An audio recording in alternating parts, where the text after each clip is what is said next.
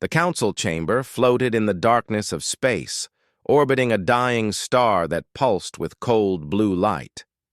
Inside the massive station, representatives from 847 species sat in their designated sections. Some breathed oxygen, others methane. Some had wings, others had tentacles. But all of them shared one thing. They had learned to obey the Galactic Council. Ambassador Doyen Kim stood alone on the human platform. His dark suit looked simple compared to the elaborate robes and armor worn by other species. He was calm, his hands clasped behind his back, his expression neutral. Around him, thousands of alien eyes watched with barely concealed contempt. Counselor Vexithar rose from his perch. He was tall, covered in silver feathers that gleamed under the chamber lights. His species had ruled their corner of the galaxy for 12,000 years. He looked at Doyen the way a teacher might look at a misbehaving child. Human. Vexthar's voice echoed through the chamber. Translation devices rendered his words in thousands of languages simultaneously. Your species has been in space for only 83 years. In galactic terms, you are infants, dangerous infants. Doyen said nothing. He simply listened. You have established colonies on 47 worlds without permission. You have developed weapons technology at an alarming rate. You have refused to share your research with the Council for proper review. Vexthar spread his wings wide. This cannot continue. The High Arbiter, Kulmesh, sat at the center of the chamber. His body was made of living crystal that refracted light into rainbow patterns. He had mediated disputes for over 20,000 years. He raised one crystalline hand, and a holographic document appeared in the air above Doyun. The Council has prepared the Guided Development Protocol for Humanity, Kulmesh said. His voice was like wind chimes. You will read it carefully. Doyen looked up at the document. It was 847 pages long. He didn't need to read it. He already knew what it said. His intelligence team had obtained a copy 3 weeks ago. The protocol demanded that humanity surrender control of all colonies beyond Mars. It required humans to submit all technological research to Council approval before implementation. It limited human military forces to a token defense fleet. It placed Council observers in every human government and military installation. It would keep humanity under supervision for 500 years. Many species in this chamber have undergone guided development, Vexthar continued. It is not a punishment. It is protection. Protection for you and protection for the galaxy from your reckless expansion. Murmurs of agreement rippled through the chamber. Doyen recognized the pattern. Every species here had either enforced such protocols on others or had been subjected to them themselves. It was the way the galaxy worked. The strong guided the weak until the weak learned to obey. You have 48 hours to accept these terms, Vexthar said. If you refuse, the Council will enforce them by other means. Doyun finally moved. He reached up and touched the holographic document, scrolling through its pages with slow, deliberate movements. The chamber fell silent. Everyone watched him read. After 5 minutes, Doyen looked up at Vexthar. I have a question. Speak, Vexthar said. What happens if we refuse? The chamber erupted in noise. Laughter, mostly. Some species clicked their mandibles in amusement. Others flashed bioluminescent patterns that translated to mirth. The crystalline High Arbiter tilted his head, light refracting through his body in curious patterns. Vexthar's feathers ruffled. Refuse? No species has refused guided development in 40,000 years of galactic history. That wasn't my question, Doyun said. His voice remained calm. I asked what happens if we refuse. The laughter died down. Vexthar's eyes narrowed. Then the Council will enforce compliance through economic sanctions, trade embargoes, and if necessary, military intervention. But it will not come to that. Every species eventually sees reason. I see, Doyen said. He closed the holographic document with a gesture. Then I have my answer. He turned to face the full assembly. His image was being broadcast to every council world, to every species in the galactic network. Billions of beings watched him stand alone on that platform. On behalf of the human race, Doyen said clearly, the answer is no. The silence that followed was absolute. It was the kind of silence that falls when something fundamental breaks. For 40,000 years, the Galactic Council had maintained order through a simple system: submit or be destroyed. Every species learned this lesson. Every species bent the knee, until now. Vexithar's beak opened and closed. No sound came out. Around the chamber, representatives turned to each other in confusion. The High Arbiter's crystalline body flickered with rapid light pulses, the equivalent of shock. You cannot refuse, Vexthar finally managed. This is not a negotiation. This is the Council's decision. And this is humanity's decision, Doyen replied. He touched his communication device. Captain Park, are you receiving this transmission? A new voice filled the chamber. It was female, crisp, and professional. Loud and clear, Ambassador, the fleet is ready. Then begin Operation Threshold, Doyen said. All human vessels are to return to Sol System immediately. Activate border defense protocols. As of this moment, we are closing our borders to all Council traffic. Vexthar's feathers stood on end. You would declare war on the entire Galactic Council? No, Doyen said. We're simply refusing to surrender. There's a difference. He turned and walked toward the exit. His footsteps echoed in the silent chamber. No one moved to stop him. They were too shocked. Nothing like this had happened in recorded history. At the doorway, Doyen paused and looked back. The human race thanks the Council for its concern. But we will determine our own future. Good day. The door sealed behind him. For a long moment, nobody moved. Then the chamber exploded into chaos. Representatives shouted across the floor. Alarms began to sound as Council military forces went on alert. The High Arbiter's crystal body flashed with urgent patterns as he tried to restore order.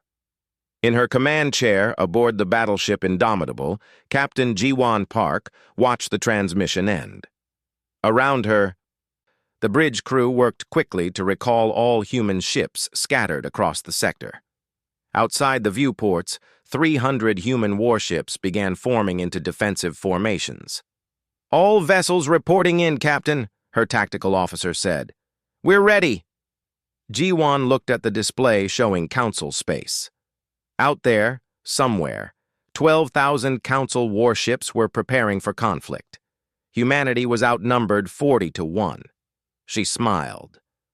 Then let them come. If we're going to be the first species to say no, let's make sure we say it loud enough that everyone hears. The Galactic Council had maintained order for 40,000 years through fear and submission. Today, one species had done the unthinkable.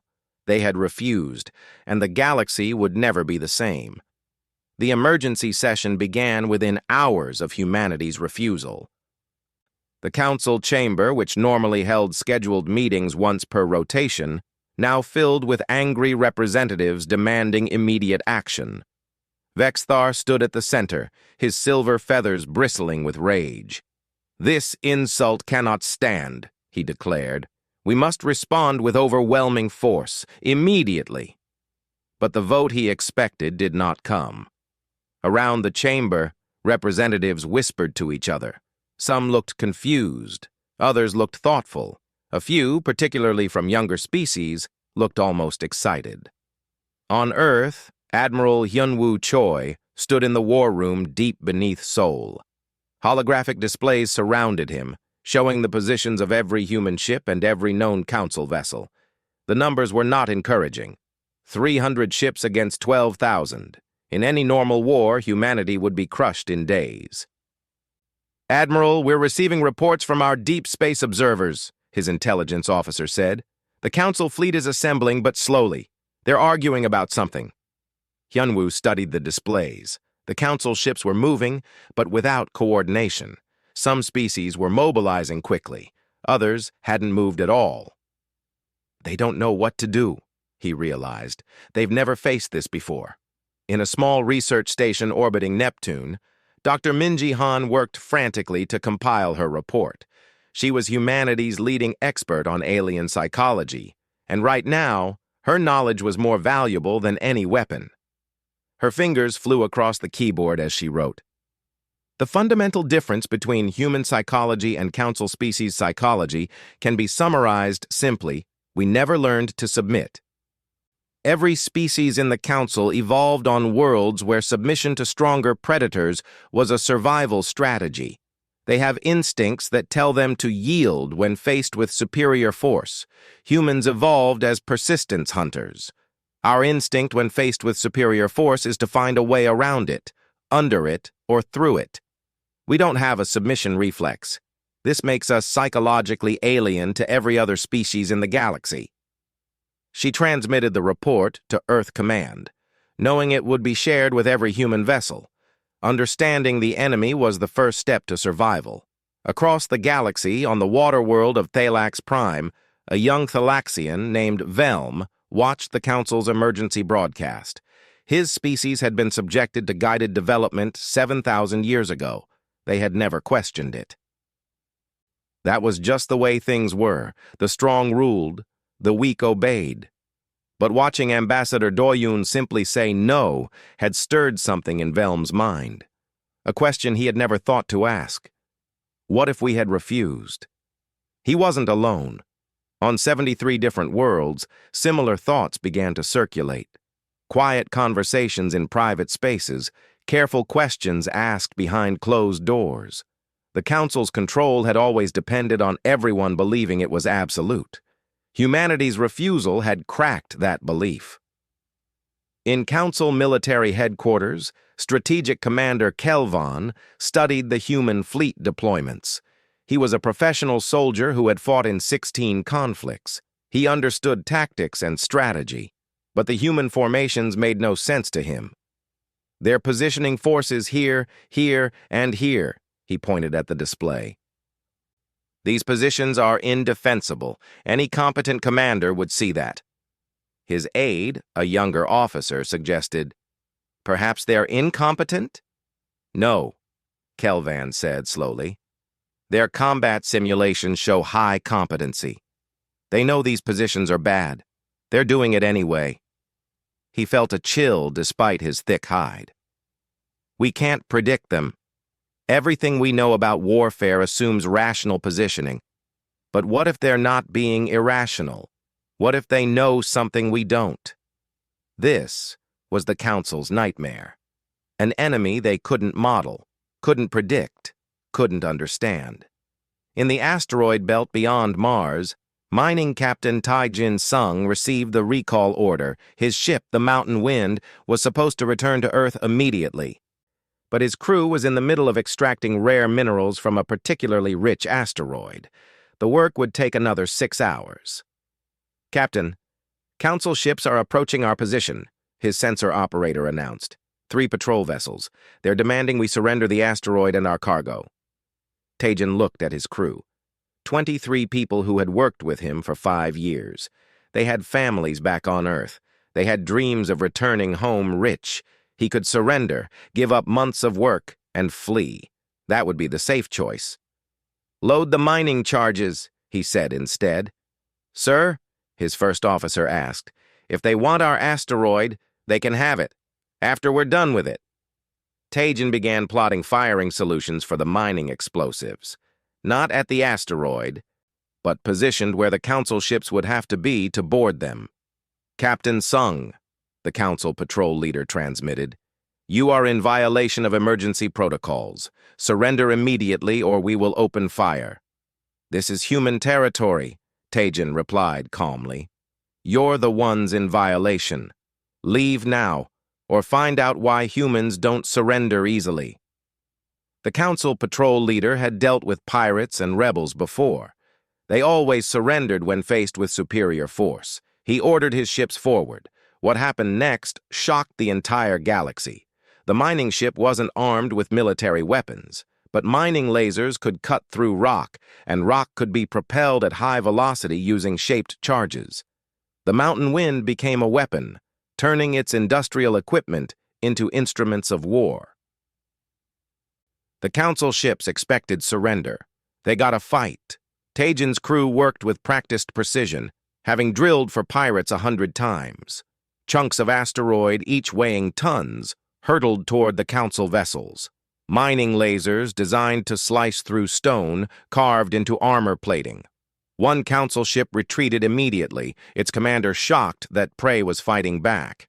The second tried to return fire but was hampered by debris.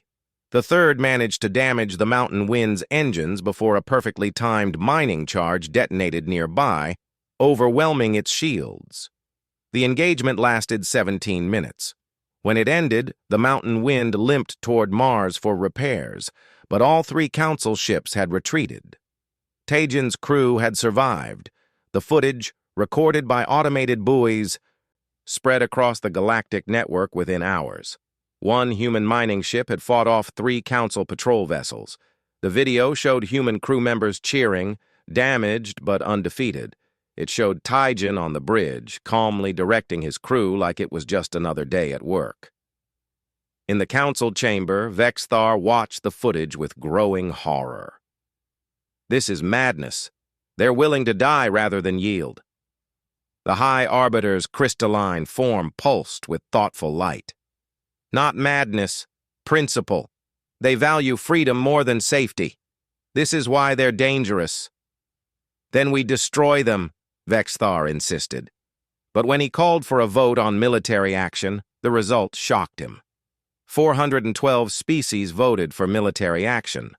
435 abstained.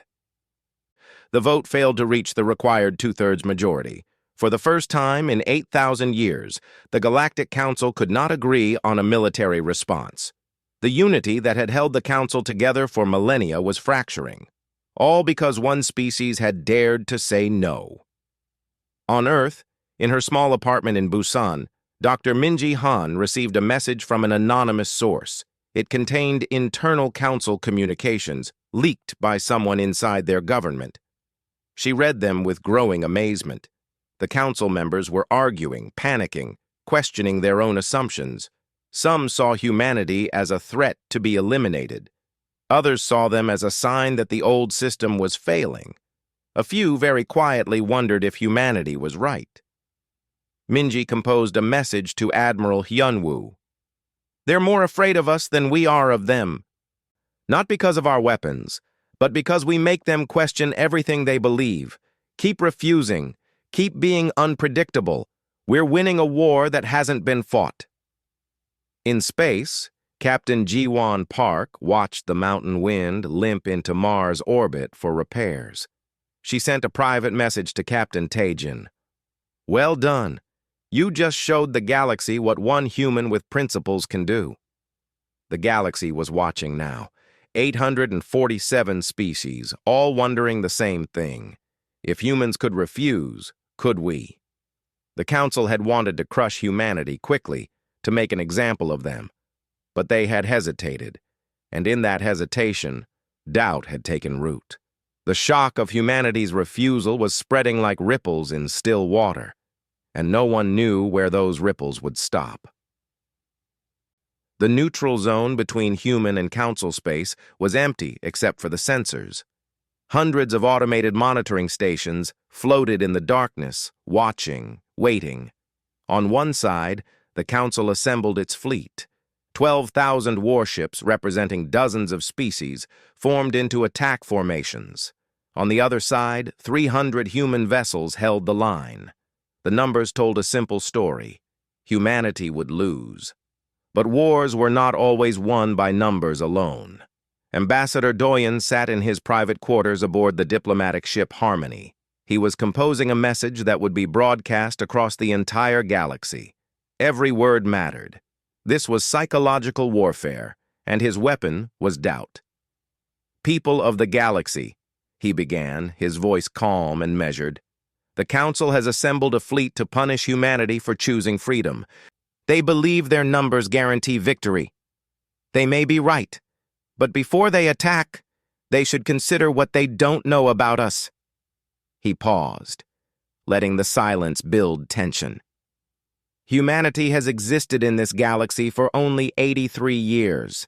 In that time, we have survived ice ages, supervolcanoes, world wars, and our own worst impulses. We have learned something that perhaps no other species has. Survival is not about being the strongest. It's about being too difficult to kill. The message was carefully crafted.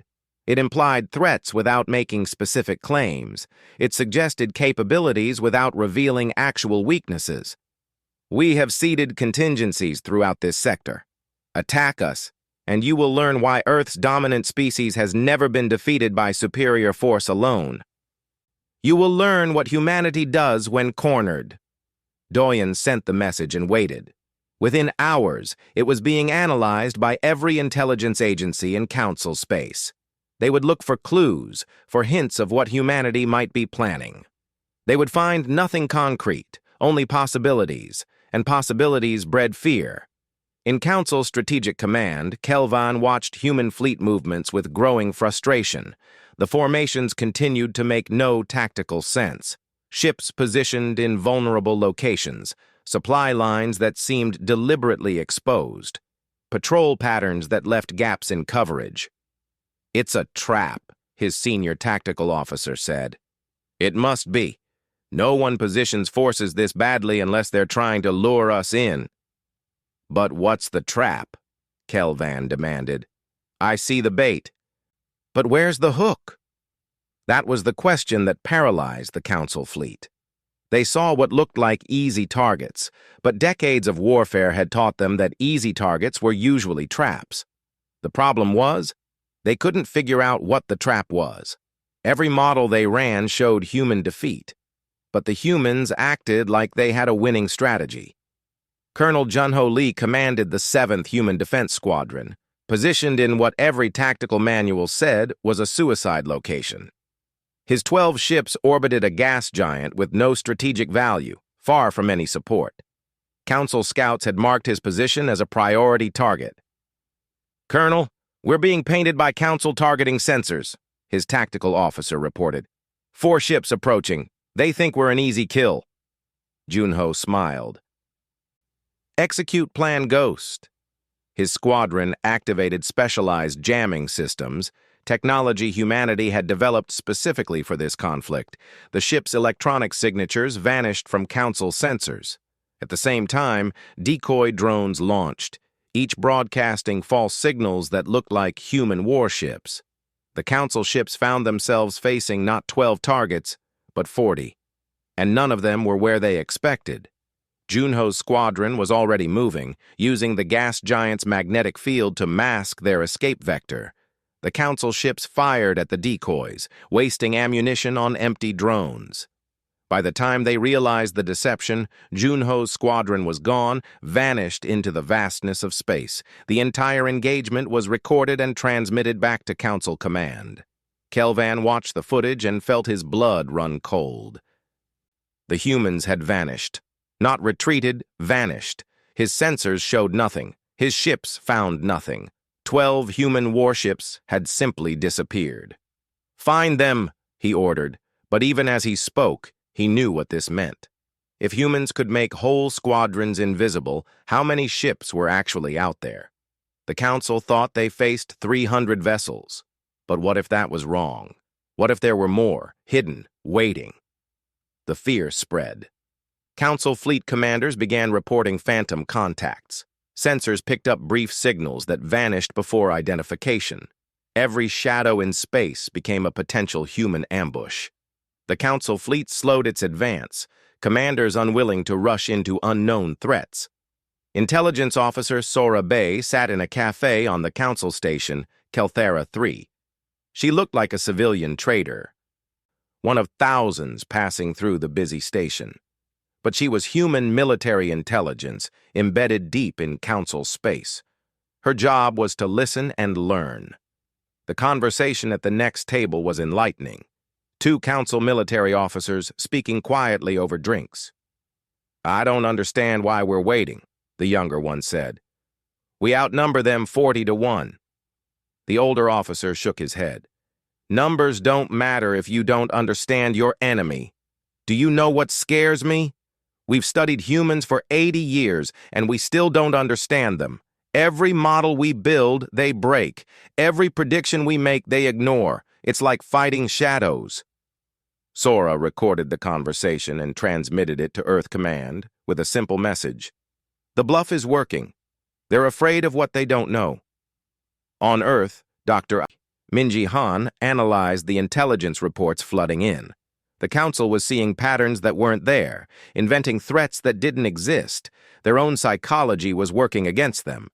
They had evolved to avoid unknown dangers, to retreat from uncertain situations. Humanity was the most uncertain situation they had ever faced. She compiled her findings into a report. Council species have strong risk aversion instincts. When faced with incomplete information about threats, they default to caution. We don't need to be stronger than them. We just need to be unpredictable enough that they can't assess the risk accurately.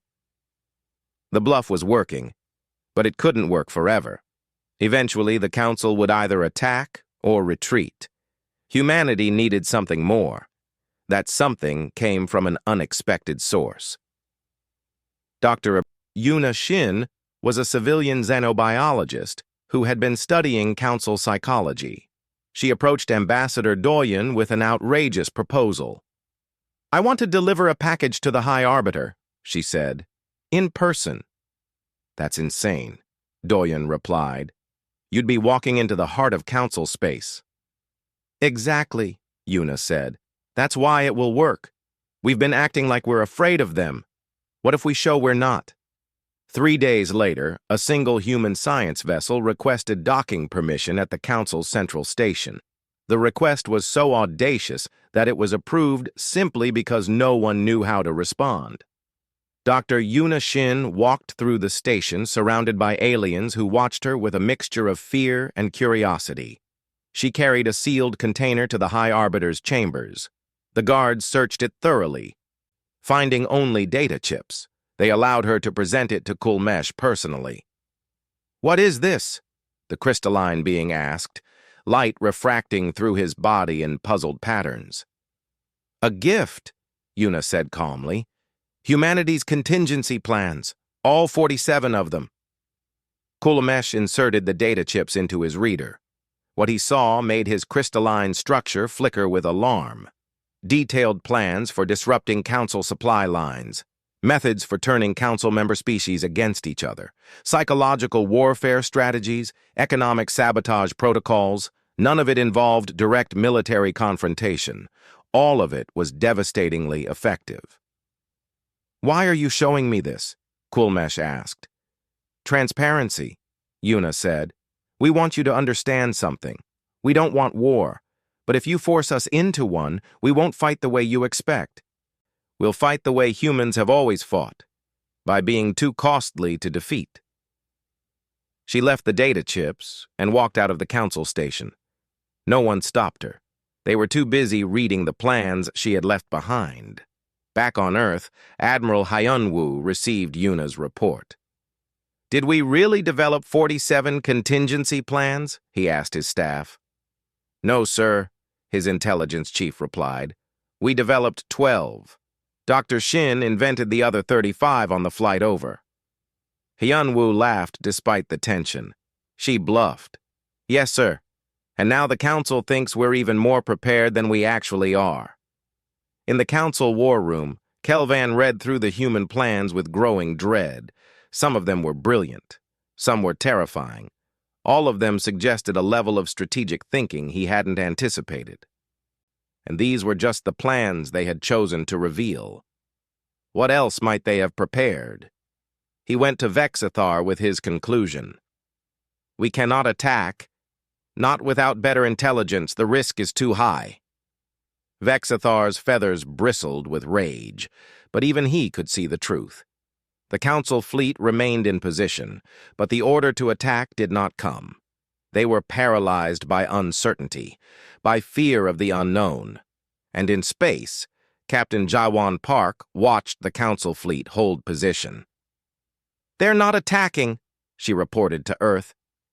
"Then we advance," Admiral Hyunwoo ordered. "Slowly, carefully, we take the initiative." The human fleet began moving forward, not to attack, but to claim space. And the Council fleet, mighty and vast, did not stop them. They were too busy trying to figure out if it was a trap. The cracks in the Council's unity began small, almost invisible. But like fractures in ice before a thaw, they spread quickly once they started. It began on the world of Dalthex 7, a planet that had been under guided development for 12,000 years. The Dalthex were an intelligent species with natural aptitude for engineering and mathematics, but for 12 millennia, they had been kept at industrial-age technology. The Council deemed them not ready for space travel. Velm, the young Dalthex who had watched humanity's refusal, stood before a crowd in his city's central square. His heart pounded as he spoke words that could get him arrested. "We have been told for 12,000 years that we need guidance," he said, his voice shaking but determined. "We have been told we are not ready, but who decides when we are ready? Who has the right to make that choice?" Security forces moved toward him, but the crowd was growing. Others were asking the same questions. On 17 other Council worlds, similar gatherings were forming. The human example had planted a seed, and it was beginning to grow. In the Council chamber, Vexithar called for an emergency vote on military action against humanity. He was confident this time. The humans had advanced 3 light years into disputed space. This was clear aggression. Surely now the Council would act. But when the vote came, it failed spectacularly. 412 species voted for war. 435 abstained or voted against. The split was almost even. "This is treason," Vexthar shouted. "The Council has always stood united." A representative from the Zelkor species rose to speak.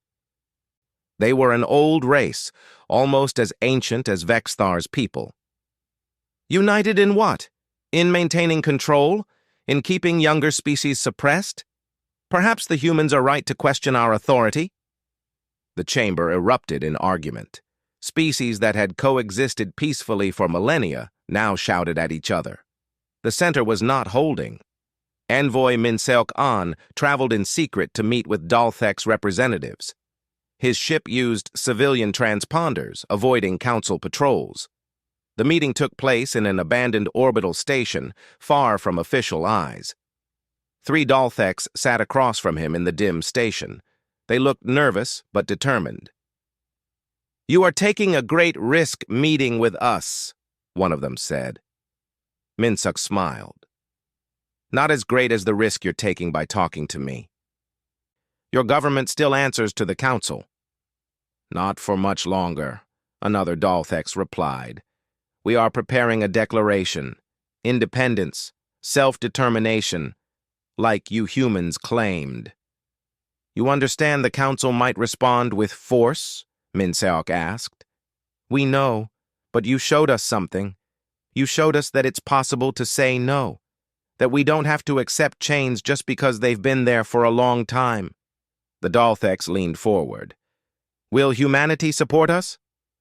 Minseok had no authority to make such promises, but he looked into their eyes and saw the same determination he'd seen in Ambassador Doyen. "We will," he said. "If you choose freedom, we'll stand with you." The declaration came 3 days later. The Dalthex government, under pressure from massive civilian protests, announced withdrawal from the Guided Development Program. They claimed the right to pursue their own technological advancement without Council oversight.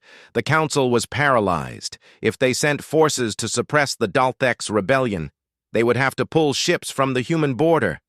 If they ignored it, other species might follow the Dalthex example. They were caught between 2 threats and couldn't address both. Vexthar made the decision to deploy forces to Dalthex space. We must show strength, he insisted. If we let the Dalthex go, we lose everything. But pulling ships from the human border was exactly what Captain Jiwon had been waiting for. The moment Council forces moved toward Dalthex 7, her fleet advanced. Not attacking, just moving into space, the Council had claimed for millennia. "No weapons fired," she ordered her captains. "We are simply exercising freedom of movement in unclaimed space." The Council protested, but their military was divided. Half their fleet was moving to suppress the Dalthex. The other half was still watching humanity.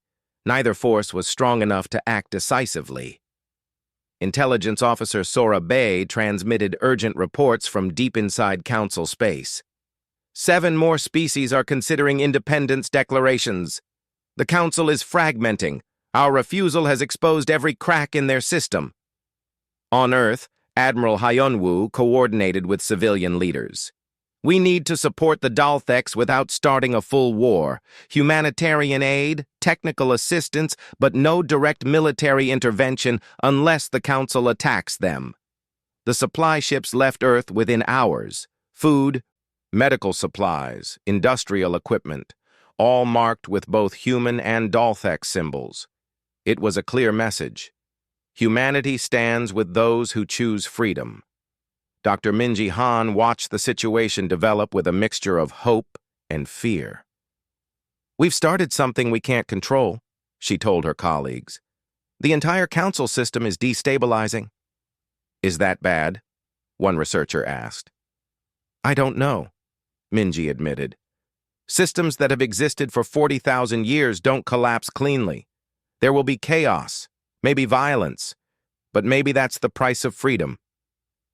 In the council chamber, High Arbiter Kulmesh watched his civilization fracture. His crystalline body pulsed with troubled light. He had lived for over 20,000 years, had seen empires rise and fall, but he had never seen anything like this. He called a private meeting with Ambassador Doyen. They met in a small chamber, just the two of them. No guards, no witnesses. "You are destroying the order that has kept the galaxy peaceful for millennia," Kulmesh said. "No," Doyen replied quietly. "We're exposing an order that was never as stable as you believed. Peace built on suppression isn't real peace. It's just delayed conflict. And what you offer is better? Chaos? Every species fighting for themselves?" "We offer choice," Doyen said. "The right for each species to determine its own path. Yes, it's messier than your system. Yes, there will be conflicts. But at least they'll be honest conflicts, not resentment festering under forced compliance." Kulmesh was silent for a long moment. "You may be right. But the cost of this transition will be high." "Freedom usually is," Doyen agreed. 3 more species declared independence within the week. The Council deployed forces to suppress 1 rebellion, only to have 2 more spring up elsewhere. It was like trying to stop water with a broken dam. Vexathar, seeing his power crumbling, made a desperate move. He ordered a surprise attack on a human supply convoy heading to Dalthex space. 30 Council warships against 8 human freighters and their 4 escort frigates. Captain Junho Lee commanded the escort force. He saw the Council ships approaching and knew he was outnumbered, but he also knew that backing down now would doom the Dalthex. "All ships, defensive formation," he ordered. "We hold this line." The battle was brief and brutal. The human frigates were outgunned, but they fought with desperate courage. They used every trick in their arsenal, decoys, jamming, using the freighter's mass as shields. 3 of the 4 frigates were destroyed, but they bought time. Time for Captain Jiwon's fleet to arrive. 50 human warships dropped out of faster-than-light travel directly into the combat zone. The Council force found itself suddenly outnumbered. They retreated, but the message was clear. Humanity would fight for its allies. The footage of the battle spread across the galaxy. Humans dying to protect Dalthex supply ships. One species standing up for another's freedom. It was a new idea in a galaxy used to hierarchy and domination. On Dalthex 7, Velm watched the footage with tears in his eyes. "They fought for us," he whispered. "Species they barely know. And they fought for us." The Dalthex Declaration of Independence became official that day. Their government renounced all council authority, and 3 more species announced they were considering the same path. Vexthar, watching his carefully ordered galaxy collapse, finally understood. He had tried to crush one rebellious species and instead had inspired dozens. The Council's attempt to force human submission had destroyed the very system it was meant to protect. In his crystalline chambers, High Arbiter Coolmesh made a decision. He could not stop this avalanche, but perhaps he could guide it. Perhaps there was a way forward that didn't end in total chaos. He called a secret meeting with Ambassador Doyen and representatives from several wavering species. "We need to discuss a new arrangement," he said. "One that doesn't require force to maintain." Doyen listened carefully. This was the moment humanity had been fighting for. Not victory through force, but victory through example. "I'm listening," he said. The galaxy was fracturing, but from those fractures, something new was beginning to emerge. A system not based on submission, but on choice. It would be messy, chaotic, and uncertain, but it would be free. And freedom, humanity had learned long ago, was worth any price. 6 months had passed since humanity refused to surrender. The galaxy would never be the same. The Galactic Council chambers looked different now. The seating arrangements had changed. Where once there had been clear hierarchies, with ancient species at the top and younger ones at the bottom, now there was something approaching equality. Representatives sat in a circular formation, no one species above another. Ambassador Doyun stood at the central podium, but not as a supplicant awaiting judgment. He stood as a full council member, representing humanity's interests as an equal voice. The road to this moment had been long and bloody, but here they were. "The Council recognizes Ambassador Doyen of Earth," High Arbiter Coolmesh announced. His crystalline body refracted light in calmer patterns now, though traces of stress still showed in occasional flickers. "Thank you, High Arbiter," Doyen said. "I want to address the treaty proposals regarding the Free Species Collective." The Free Species Collective. 17 former client species who had followed humanity's example and declared independence. They weren't a unified government, more a loose alliance of worlds who supported each other's right to self-determination. The Council had to acknowledge them now. Ignoring them was no longer possible. "The human delegation supports full recognition of the collective's sovereignty," Doyen continued. "No species should require permission to advance technologically or expand into unclaimed space. These rights are inherent, not granted."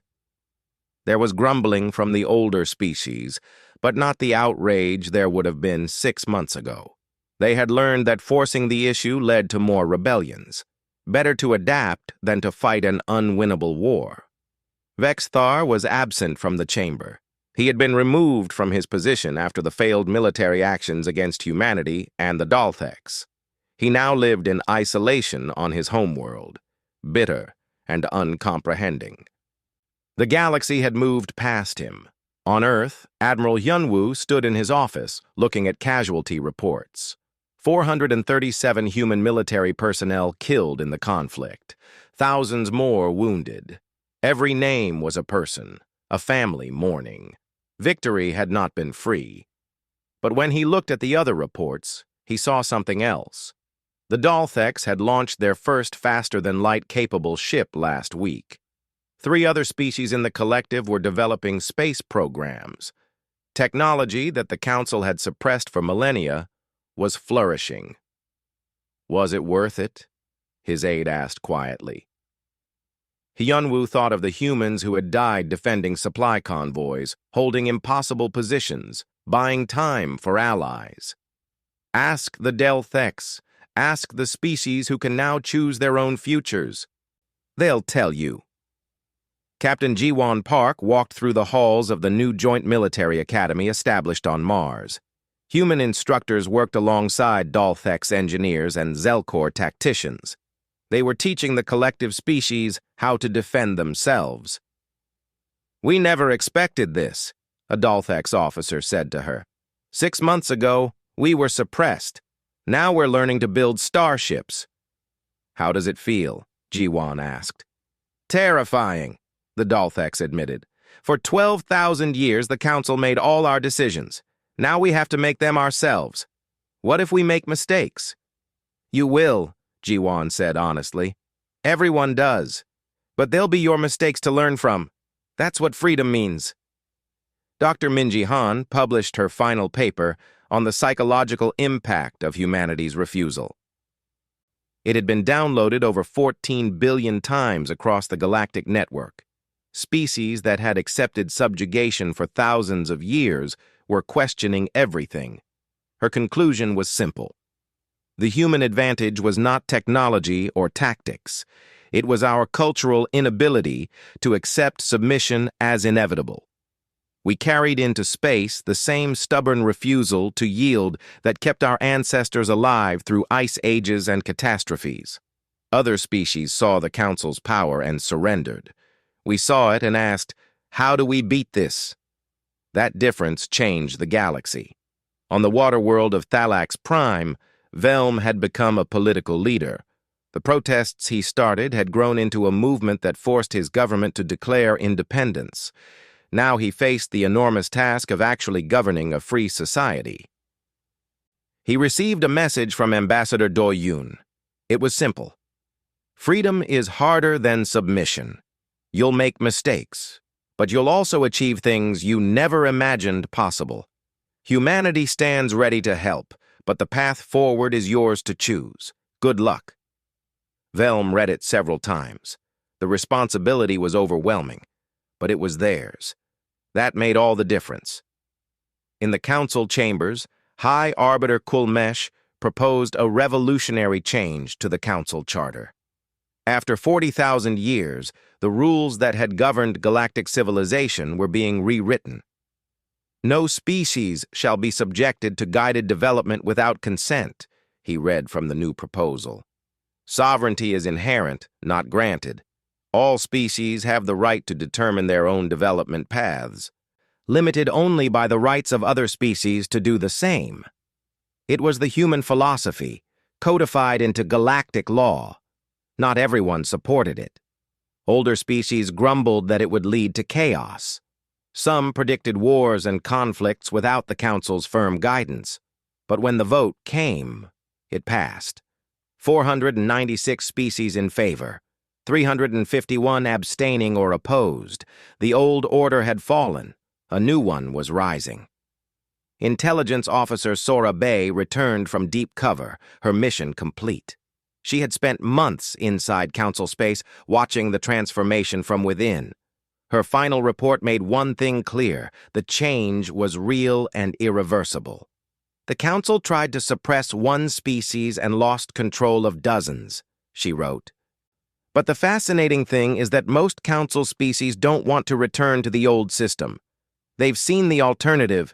They've seen that cooperation between equals is stronger than hierarchy enforced by fear. Humanity didn't conquer the Council. We showed them a better way, and they chose it." Colonel Junho Lee, promoted for his actions in defending the Dalthex convoy, now commanded the Joint Defense Initiative. Species that had been enemies were training together, learning from each other. It wasn't always smooth. Cultural differences led to conflicts, but they were working through it. The old Council maintained peace by making everyone too weak to fight, he told his multinational command staff. "We're building peace by making everyone strong enough to defend themselves, but interconnected enough that war would hurt everyone. It's messier, but it's sustainable." Dr. Yuna Shin, whose audacious bluff with the contingency plans had helped paralyze the Council, was now humanity's ambassador for scientific cooperation. She worked to share human technology with the collective species while learning from their unique innovations. "We're not trying to make them like us," she explained in an interview.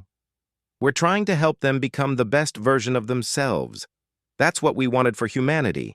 It's what every species deserves. On a small space station at the edge of human space, young cadet Jinseo Kang from Earth met a Dalthex officer named Realm for the first time. They were both attending the new Joint Officer Training Program. "Your people inspired mine," Realm said. "You showed us that saying no was possible." "We just did what we had to do," Jinseo replied, feeling slightly embarrassed. "But how did you know it would work?" Realm asked. "You were outnumbered, outgunned. How did you know refusing was the right choice?"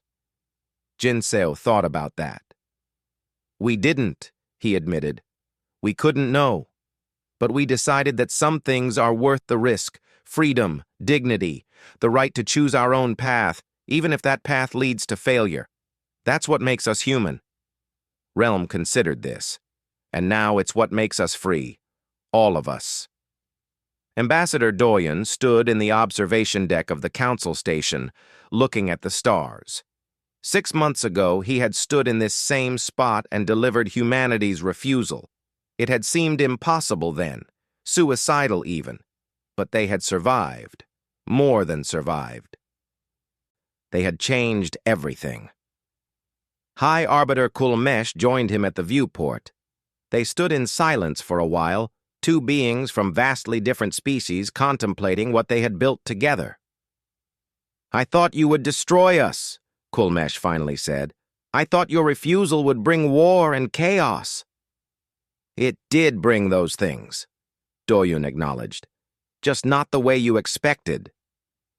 "You brought war to an unjust peace," Kulmesh said. "And from that war, a better peace is emerging. I have lived for 20,000 years, Ambassador. I have seen many things, but I have never seen anything like humanity. We're not special," Doyen said.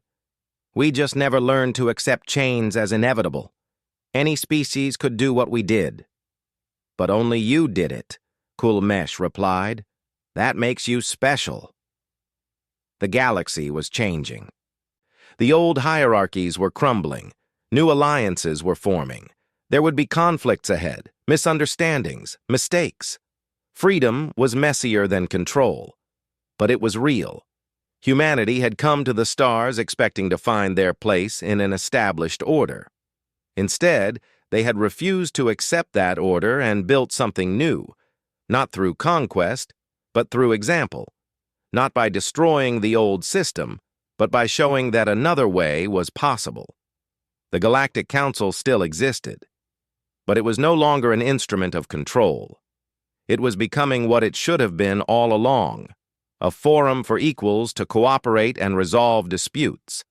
And at the center of that transformation, a species that had been in space for less than a century had taught lessons to civilizations 40,000 years old.